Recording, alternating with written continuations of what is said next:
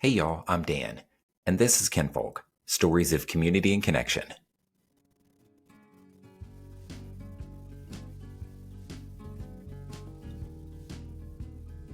This week, we're in the city of Saint Albans, West Virginia, chatting with two members of the Saint Albans Historical Society, Rachael and her son Jackson. We cover everything from haunted mirrors and historic mansions to community festivals and the city's rise in the 1800s. It's a blend of rich history and small-town pride. Let's dive in. Hey, how's it going?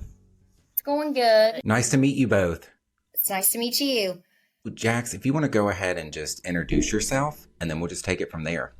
I'm Jackson Thompson. I am a part of the Saint Albans Historical Society, and I have been for about 7 years now. I'm just trying to think of where everything falls, because I was born in 95. So I remember, and this will tie back into what I ask later. So I remember having dial-up in my house and then also now having an iPhone. So we'll get to I'm that. 34 and we had dial-up. And Jackson, he knows nothing of the struggle. Nope. He really does not. It's just insane how quick it grew, it jumped from dial-up to the iPhone, because if I remember correctly, you couldn't be on the computer and the phone at the same time. Yeah, we tried to do it. Me and my sister get on AOL, and every time my mom would be on the phone, and you hear that. I'll never forget that sound. But yeah, you couldn't do both. And he's had his moments where the Wi-Fi's out, and it's like, oh my God, the Wi-Fi's out. The world's going to end. I'm like, just stop, relax. So I think it's neat to see young people to be more involved in preserving history and kind of learning more about history. How did you get involved with the St. Albans Historical Society? Well, it started right about 7 years ago in 2017 when we took our very first history mystery tour. And that was a walk around St. Albans where you would have a tour of people that would walk around with one member of the Historical Society. Mm-hmm. And you would hear all these ghost tales of the different old houses and all these different tall tales, and it was quite fun, and that kind of that was my first initial spark, and then I really went full swing into the Historical Society right around 2020. Was there a specific story, or was it just the experience as a whole that kind of got you? It was the experience as a whole. There are a few stories that I quite love, but I don't do them justice whenever it comes to the ghost stories. I don't think I've heard any of anything haunted or anything like that about St. Albans. Well, there are plenty of historic buildings that people say. There's one house at the corner of Canal Terrace and Pennsylvania Avenue. I cannot recall the name at the moment. However, there is a lady spirit that is supposedly haunts it. I do believe it's the Pink Lady that is in that house. She appears pink. That's why, hence her name. There was also our famous restaurant, Angels on the River. They had a mirror, and they had tracked it down to, I think, 1800s or 1700s England. Oh, wow. They had it, and there would be handprints on it. This is their story. And they would wash it or clean it. It would then 10 minutes later, the handprints would be back. So That's they great. eventually threw it out on the curb. They then would hear knocking at the door and stuff like that. So somebody came by and picked it up, though. They don't know who, but it's gone. Picked up the mirror. It was gone the next day. And this is just, and I squirrel really easy. The house that sits, there's Main Street, and then there's that really big, It's a red Victorian style. Yes. That's the Moeller House. What is that house? That was built by one of the richest men to ever grace West Virginia. Mr. Moeller was a lumber magnate, and he had that house built as his mansion for him and his family, right across from the Presbyterian Church, which he was a part of. It is said that the blueprints match a very similar house in Charleston, West Virginia, and we don't know. The rumor is that he might have stole the blueprints, but it was never confirmed. But when you go towards the Moeller house. We've actually been in there. There's a ballroom upstairs. Really? Yeah, they're renovating it. They've been renovating it for years. But it's breathtaking. They are private, people. It's two brothers. I think it was three brothers at one time. And then one passed. One passed. That's another little haunted thing that the other brother let us know, was that he's still around. He throws, what was it, the ball to a dog. He scared biscuits. him before, but yeah, we didn't get to go up to the ballroom, but I've seen pictures, but we got to go on the second floor. There are 3 floors. It's breathtaking. But you have, what is it, 8th Avenue? Right up past Moeller. Yes. That was called Millionaires Row. Whenever they started to put the train, when trains were big, and they had the railroad come through here when C&O started, and there used to be locks and dams on the Coal River where they would collect coal and turn it into this type of, or send it to a processing plant that turned it into a type of oil for lamps. We also, for the Millionaires Row, we didn't do it this past year. We did churches. The Historical Society puts on an annual Christmas tour. It's homes tour. Well, this year we kind of gave them a break because, of course, it's, residential homes. Mm-hmm. They let, strangers into their homes, and we just gave them a break. The church tour was actually very popular. There was a ton of people that came out for that. But you at least normally have one house that is on Millionaires Row or 8th Avenue, and they're all beautiful homes. Yeah. Even if you have a chance, just drive through there. So you say it's private. It's two brothers. It's privately, like it's not anything like the city or state or anybody has. No. That's so cool. Are there pictures of like it when it was like first built or anything like back in its time? We have some. In fact, I have some on the table right here. Oh my gosh. You'll have to send those to me or something. Or if is there like and I'll get to this. I know that I'm jumping everywhere, but is there like does the Saint Albans Historical Society, do they have a website where like you can see all of this information and stuff at? Yes, we have a very nice website that you can navigate very easily. We even have just a basic timeline of St. Albans that I plan on updating in the next year or so. Oh, wow. It's very informational to get your basis of St. Albans history. We have an Instagram too. Oh my gosh, that is so neat. I'll follow and tag this video in that. So for historical societies, what is the purpose of a historical society? And in your opinions, why do you think they're important? So the purpose of a historical society, they can be for something as simple as an object, a town, a event in history, or a state, really anything. Their purpose is to preserve the history of what they're based around. Obviously, ours is the town. Our job is to host events to, tell our history and preserve the history that we have. I personally have made it my mission to try and work on our towns. Yeah. Because we have a lot of potential here. We just haven't done enough outreach. He requested that they had a young historians chapter. So we've always made the joke he's the president of it. But we try to keep it alive. At the end of the day, the youth is what's going to keep the town going. But we will be doing April 12th, Walk on the Wild Side in the city park, St. Albans City Park.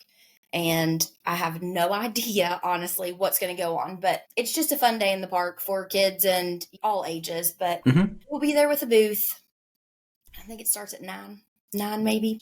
And then in August, normally we have rail days or train days where we have vendors all down our brick street in front of the Historical Society. We normally have live music. And the Historical Society is open completely for free. You can come through. We have very informational books on the town and area. I will be giving tours that day, the entire day. It's a very fun event that the community loves. I'll have to definitely try and make it. And I want to ask, how often do you guys meet? Is there do you have is it every third Saturday, or, what is the... We meet 4 to 5 times a year. Okay. Just randomly throughout the months to plan different stuff. It's normally before our major things. That's the Historical Society itself. Yeah. Now the young historians have normally met the last Sunday of every month. We've taken a break right now, but we'll probably be picking that up here soon. I hope, because it's a fun thing for us to do. It's always been something that I'll take him to. Yeah. They did a lot of fun things, a lot of things that I did not do, and I grew up here. So I don't think I know exactly where in St. Albans the actual historical society is. Like, it's a building that you guys meet in, right? Or 6th Avenue. I'm not sure where the C&O, like the train depot. Have you seen that right back behind Taco Bell? is it like where the mural is? Yes. Okay. That's Leonard's. That's Leonard's Electrical. And you've Okay. got C&O right there against the train tracks. And then the next building is the Historical Society. Oh, Yellow okay. siding. And now they have a new little building that houses the small train that they let kids ride on with the train days. That's pretty fun. You can actually ride it too. Like, it's big enough for us, but it's just a smaller, I guess, gas train. I'm not sure. It's on 4th Avenue. It's a purely 4th Avenue. brick street. It was one of the originals built in the 1800s by Philip Roots Thompson, who was the founder of St. Albans. It's just so crazy. Like, I mean, I only lived in St. Albans I've lived in West Virginia my whole life, around Charleston. But when I lived in St. Albans just for about 3 or 4 years, like, it's so crazy to think of how deep, like, the history actually is. Yes, we even have this massive portrait, and it is a picture, or it's not a portrait, it's a picture, and it was taken from the mountain overlooking the Coal River and the Geno's area. And you can see all through it into the town, like where Main Street eventually would be. So that was done late 1700s. And then around 20 years later, we have the same picture from the same spot, or not the same picture, from the same spot, a picture. And it's when the railroads moved in, and the town, like, was 10 times the size. That's crazy. Growing in popularity then. And for the Coal River, if you would ever do tour de coal or just, be kayaking, come down here to fish, there's islands. A lot of them have deteriorated, but they were man-made islands, and they would take the logs down. It was like a break, I suppose, and they let the logs float down the river and go wherever they needed to go. But I always thought that was neat. I grew up on the Coal River, and that's one of the first things my dad told me. And I mean, I could have argued, like, the river just made all those little islands, and I wanted to get on one of them, but I never did because they're close to the falls and such. But anyway, there's just so much that I did not know until we started hanging out at the Historical Society. Mm-hmm. So I guess for anyone listening, I do have just a few local followers. How does one join a historical society? Is there like a...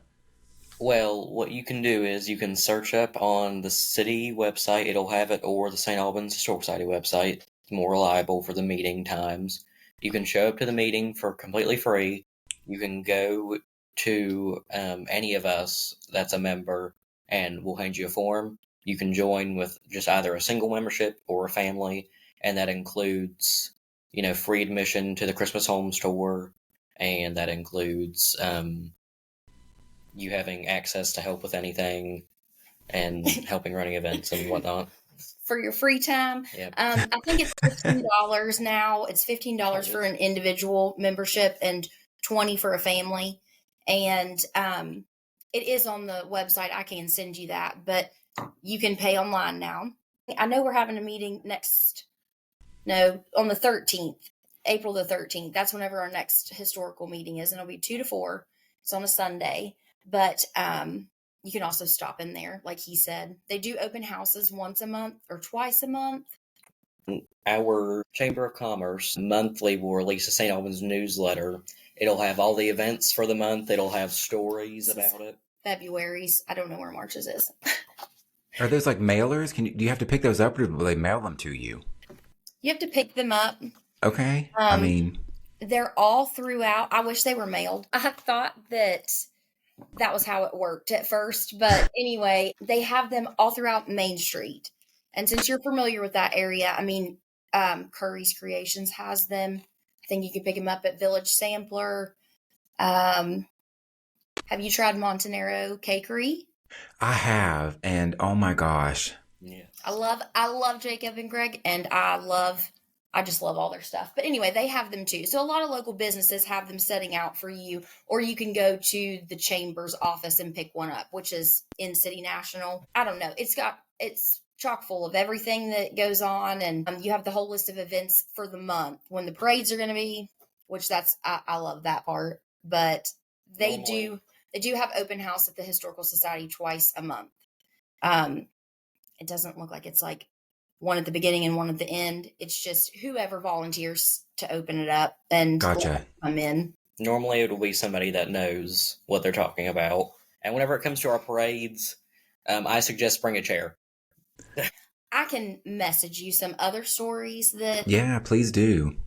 But I know that the one, like the flower shop is the one that used to be a speakeasy, was it not? Yes, during it was. Prohibition? And they had a dumbwaiter that was hidden in the wall, and that's where they would sneak their alcohol. And the cops never found it until the flower shop was renovating, and they finally found it. That's crazy. Flowers on Old Main, right by the cafe. Uh-huh.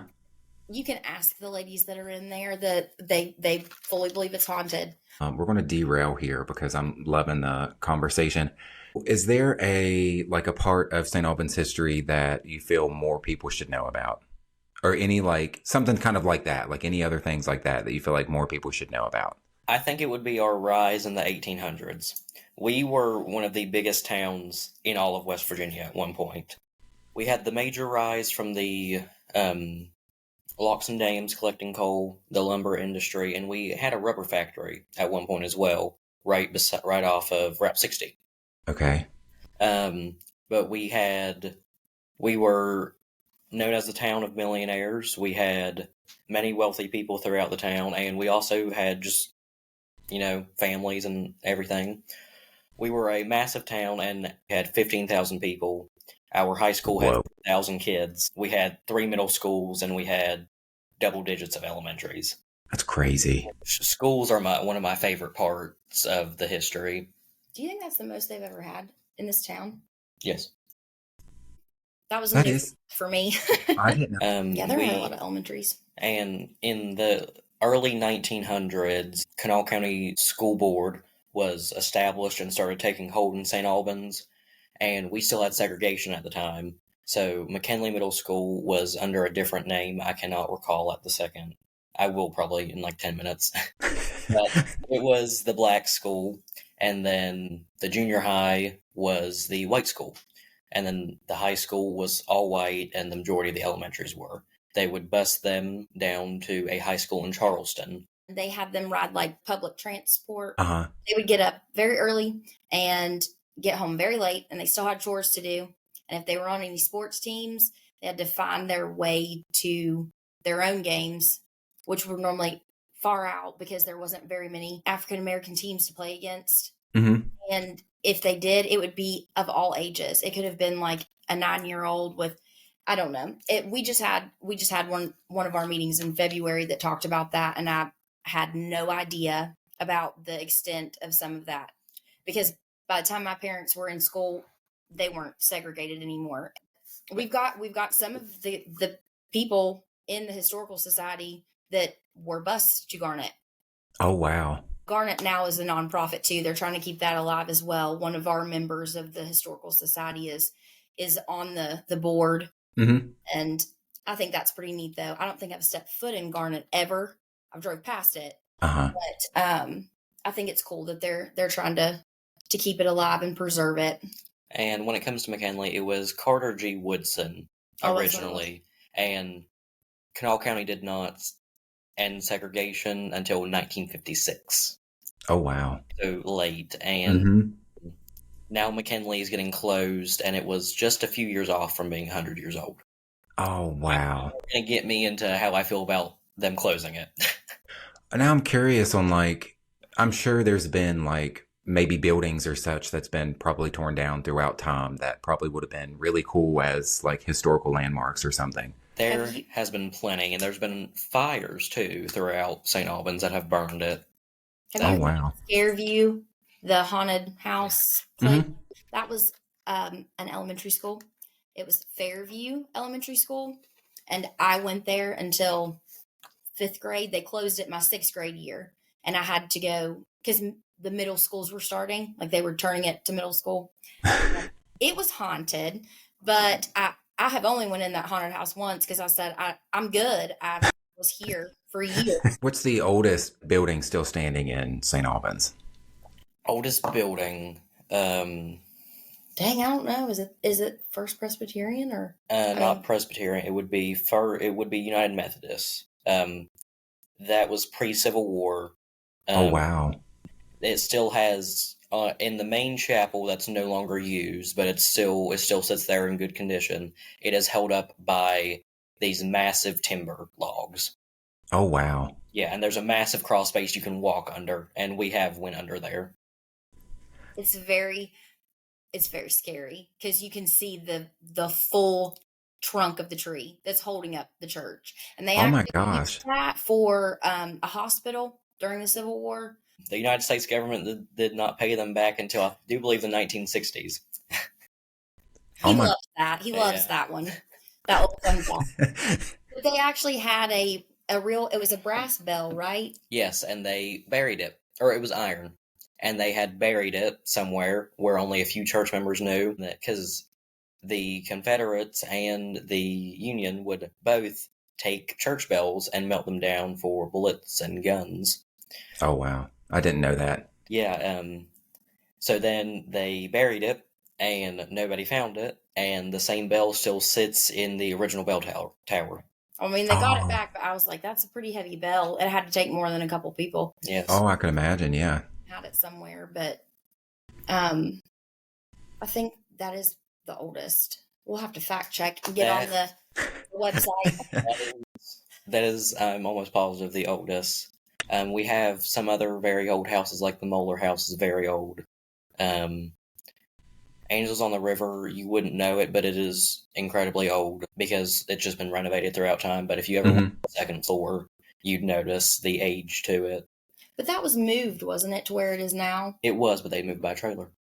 They moved by trailer. And Morgan's Kitchen, the little log, yes, that was moved.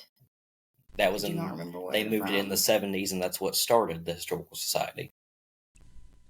I can't wrap my head around like them moving buildings like that. I know, but it even more so whenever one of the guys that did it had came to Morgan's Kitchen for the Christmas. We have an old-fashioned Christmas there, and he stopped by. I'm gonna have to find the note because I had to take shorthand, but he was a teenager then, and it was his dad's company. Like, I guess it wasn't a concrete business.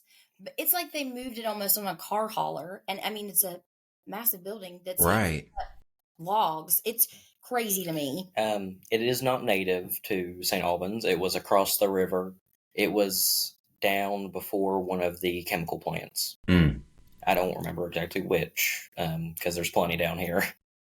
They used what they called a low boy. It's basically like a little flatbed, and you would not think that the tires would even hold it up. Right. And now it's parked, and it needs a little bit of fixing up. We're going to start attempting to kind of fundraise for that and get that together. Yeah. But when the Civil War was going on, there's 2 windows that are just the corner of the house, and it was rumored that they fed Confederate soldiers on this side, Union soldiers on the other side. Like, they didn't fight while it was dinner time is the thing that I think of. Like, they just wanted to eat, but right. They were that close to each other while they were getting fed their meals from whomever. I'm not even sure on that one, but and then that was crazy. The bridge that connects the Loop and the Main Street area, part of St. Albans, to the Strawberry Road side, there has been 4 different bridges there.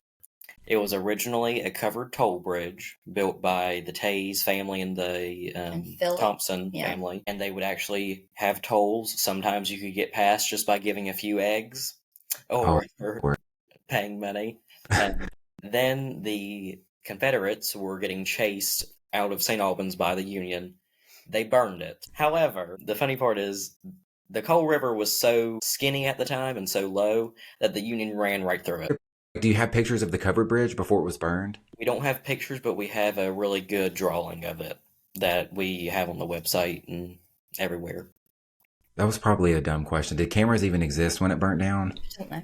Early 1800s, I think so. I know that's really bad. I'm not good at history. I think it would be crazy that, I mean, he had the bridge built because he wanted more people to come. Mhm. And we found out from one of our historians that she said it's funny because a lot of stuff was when people were first starting to move here back then. A lot of people lived on like the Coal River side, what I would call out of city limits, but they lived there because it was so swampy over here. And now it's an entire town. I don't know.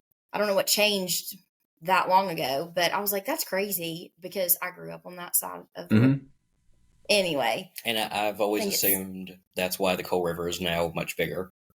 It's because this is not swampy area. So before we move into like festivals and kind of events in St. Albans, is there anything kind of along the lines of what we've already talked about that we have not talked about that you would want to talk about? We did have a college at one point.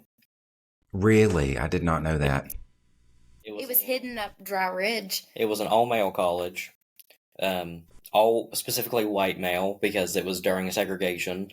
And then at one point it was about 5 stories, and that I don't know if it was, I think it was some bad weather, I don't recall exactly what, but knocked it down 2 stories. It's now a residential home, and it's up on top what's called College Hill.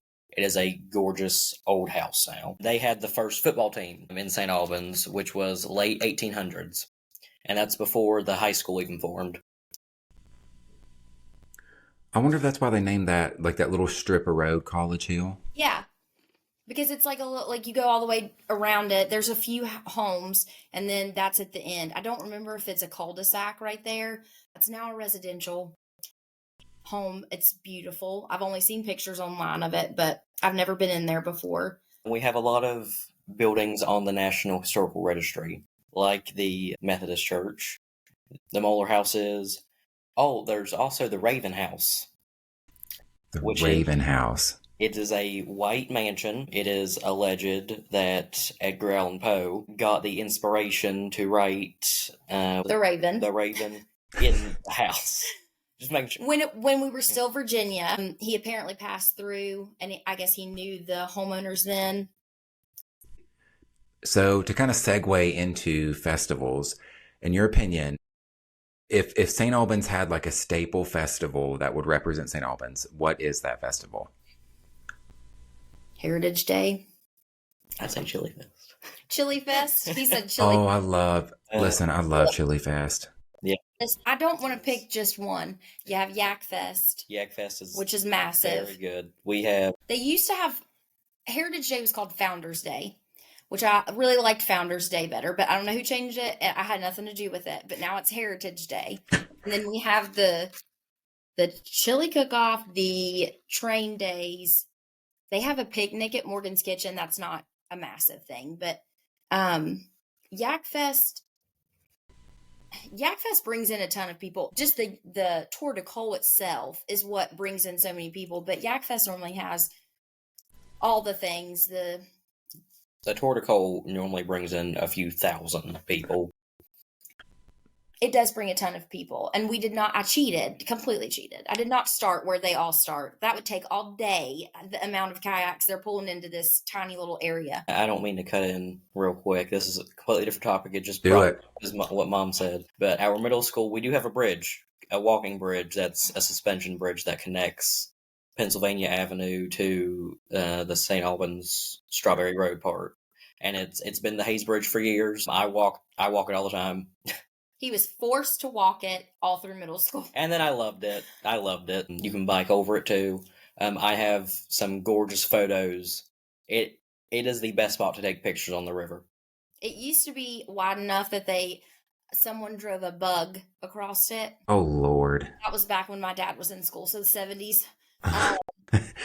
70s, late 70s, but then they had put up poles so that wouldn't happen, but they've disappeared again. I don't know what happened. Before we move away from the festivals, is there any events or festivals that we did not talk about that you you want to highlight or that you want to talk about? Or any events that the Historical Society is involved in that people could show support or anything like that? Well, I did highlight Train Days, and I Mhm. once again say that is the best festival you all could come to, anybody. It's great for families. There will normally be a few games and stuff. We have that Live mini music. train, live music, which is always amazing in my Uh-huh. opinion. So many good vendors, from people that sell like wood pens like the one I have here, Oh, neat. ironically.